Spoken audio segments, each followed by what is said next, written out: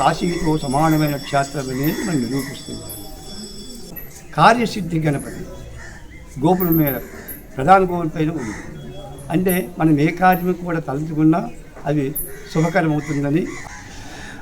ఇక్కడ ముఖమండపం మీద ఉందేమో కార్యసిద్ధి గణపతి అండి. ఇది ఈ తన గర్భంలో వస్తుంటుంది ఇక్కడికి.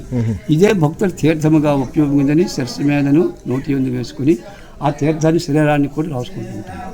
సర్వ పాపహరణం, సర్వ రోగ నివారణం అన్నమాట. అందుకే ఇతనికి శివజన్లు చప్పట్లు కొట్టి నమస్కారం చేస్తారు తన దగ్గరికి.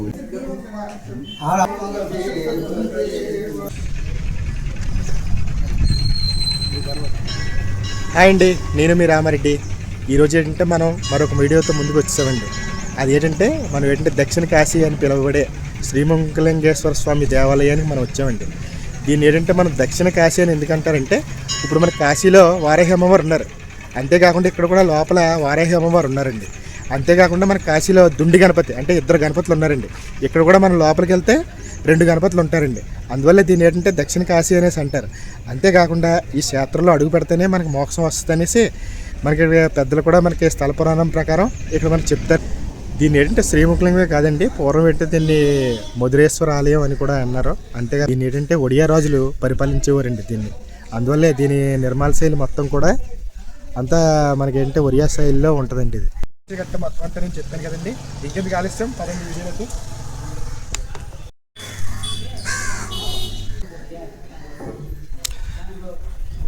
చూసారు కదా ఈ వీడియోలోని శిల్పాలు కూడా ఎంత అద్భుతంగా చెక్కారో. ఆనాడు నిర్మాణ శైలి చూసారా ఎంత బాగుంది. అసలు చాలా దగ్గరగా కూడా చాలా బాగా తీశారు ఇక్కడ.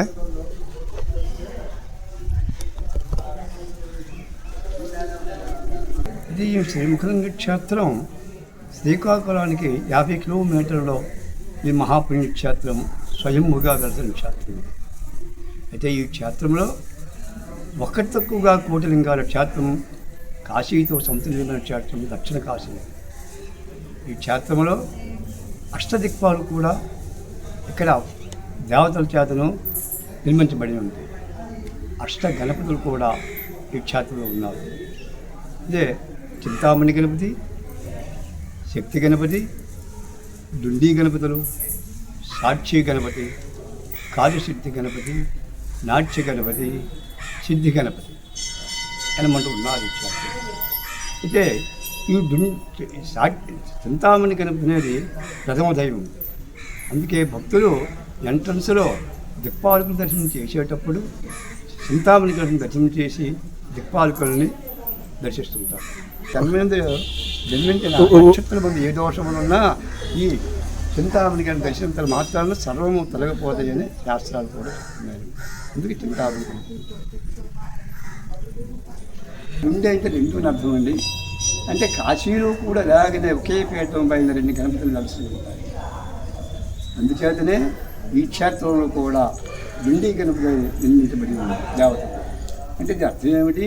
ఇది కూడా కాశీతో సమానమైన క్షేత్రము అని మనకి సమస్తమైన దేవతలు కూడా నిరూపించేశారు. క్షేత్రానికి ఉంటుంటే సాక్ష్యం ఇస్తాడని శాస్త్రాలు కూడా చెప్తున్నాయి. అవునండి, ఈ క్షేత్రానికి వచ్చే భక్తులకి సాక్ష్యం ఇస్తారు. మనం ఎటువంటి కార్యములు కూడా తలంచుకున్న ఆ దర్శనం మాత్రాన కార్యాలు సిద్ధిస్తు అని కార్యసిద్ధి గణపతి. ఇక్కడ ముఖమండపం మీద ఉందేమో కార్యసిద్ధి గణపతి అండి. ఇది ఇప్పుడు మనం చూపిస్తుందేమో మన కార్యసిద్ధి గణపతి ఏ కార్యం గురించి వచ్చినా సరే మనకి జయప్రదం అవుతాయని అక్కడ మనకి ముఖమండపం మీద ఉన్నారండి. నాట్య గణపతి, బాల గణపతి, నృత్య గణపతి అని ఇతనికి. ఓకేనండి. కూడా ప్రముఖ గణములలో ఒకటి ఈ తన గర్భంలో వస్తుంటుంది ఇక్కడికి. ఇదే భక్తులు తీర్థముగా ఉపయోగిందని శిరస్సు మీదను నోటి ఎందు వేసుకుని ఆ తీర్థాన్ని శరీరాన్ని కూడా రాసుకుంటూ ఉంటారు. సర్వ పాపహరణం, సర్వ రోగ నివారణం అన్నమాట. అందుకే ఇతనికి శివజన్లు చప్పట్లు కొట్టి నమస్కారం చేస్తారు తన దగ్గరికి వచ్చి అన్నమాట భక్తులు. ఇదే చండికేశ్వరుడు.